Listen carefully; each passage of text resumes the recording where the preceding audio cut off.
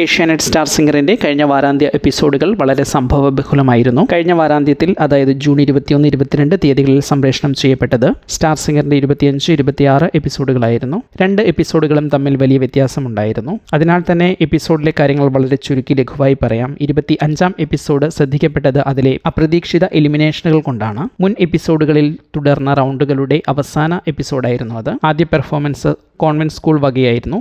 Episode ടൈയിൽ അവസാനിച്ചതുകൊണ്ടും elimination ഉണ്ടായിരുന്നതുകൊണ്ടും അവസാനം വിജയിക്കുന്ന ടീമിനെക്കുറിച്ചോ നേടിയ മാർക്കുകളെക്കുറിച്ചോ കൂടുതൽ പരാമർശങ്ങൾ ഉണ്ടായില്ല. എപ്പിസോഡിലെ പെർഫോമൻസുകളും മാർക്കുകളും ഇങ്ങനെ: കോൺവെന്റ് സ്കൂളിൽ നിന്ന് സെമി ക്ലാസിക്കൽ ഹിറ്റ് റൗണ്ടിൽ വിപിൻനാഥ് 97 മാർക്ക്, ഗൗതം പ്രസാദ് 98 മാർക്ക് എന്നിങ്ങനെ നേടി.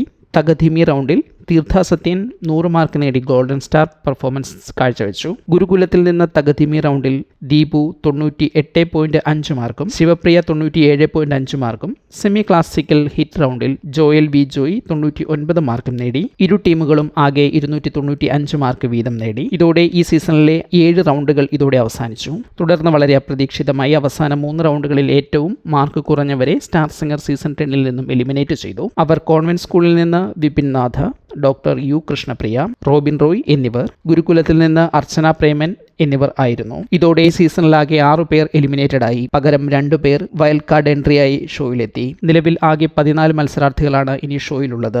കോൺവെന്റ് സ്കൂളിൽ 6 പേരും ഗുരുകുലത്തിൽ 8 പേരും. 26-ാമത്തെ എപ്പിസോഡ് തികച്ചും വ്യത്യസ്തമാണ്.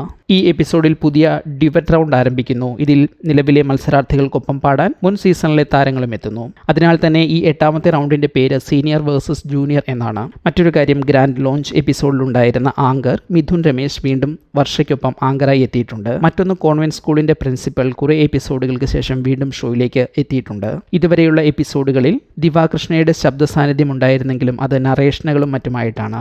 എന്നാൽ ഈ എപ്പിസോഡ് മുതൽ ദിവാകൃഷ്ണയുടെ പാട്ട് വർത്താനം പുനരാരംഭിച്ചിട്ടുണ്ട്. മറ്റൊന്ന്, സ്കൂളുകൾ തമ്മിലുള്ള അംഗങ്ങളുടെ വ്യത്യാസം, അതായത് 6, 8 എന്നത് പരിഹരിക്കാനായി ഗുരുകുലത്തിൽ നിന്നും ജോയലിനെ കോൺവെന്റ് സ്കൂളിലേക്ക് മാറ്റിയിട്ടുണ്ട്. ഇത് ഷോയിൽ എടുത്തു പറയുന്നില്ലെങ്കിലും ഇതേപ്പറ്റിയുള്ള സംസാരത്തിന്റെ ഭാഗങ്ങൾ ഷോയിൽ ഉൾപ്പെടുത്തിയിട്ടുണ്ട്. ആകെ 4 പെർഫോമൻസുകളാണ് ഷോയിൽ ഉണ്ടായിരുന്നത്. ഗുരുകുലമാണ് ടോസ് നേടി പെർഫോമൻസ് ആരംഭിച്ചത്. ഗുരുകുലത്തിലെ ഗായത്രി മേനോൻ ദിശയ്ക്കൊപ്പം പെർഫോം ചെയ്ത് 99 മാർക്കും ദിൽരാജ് ഭവനൊപ്പം 99.5 മാർക്കും നേടി. ആകെ 198.5 മാർക്ക് ഗുരുകുലം നേടി. കോൺവെന്റിൽ നിന്ന് ശ്രീലക്ഷ്മി ബൽറാമിനൊപ്പം 98 മാർക്കുകൾ നേടി. വിധുരാജ് ശ്രീരാഗിനൊപ്പം 99.5 മാർക്ക് നേടി. ആകെ കോൺവെന്റിൻ്റെ സ്കോർ 197.5 മാർക്കിലെത്തി. ഈ എപ്പിസോഡിൽ ഗുരുകുലം മുന്നിലെത്തി. ഇനിയുള്ള വാരാന്ത്യവും പുതിയ കോംബോകൾ പ്രതീക്ഷിക്കാം. എന്താണ് ഈ എപ്പിസോഡുകളെക്കുറിച്ച് നിങ്ങൾക്ക് പറയാനുള്ളത് എന്ന് കമൻറ്റ് ചെയ്യൂ.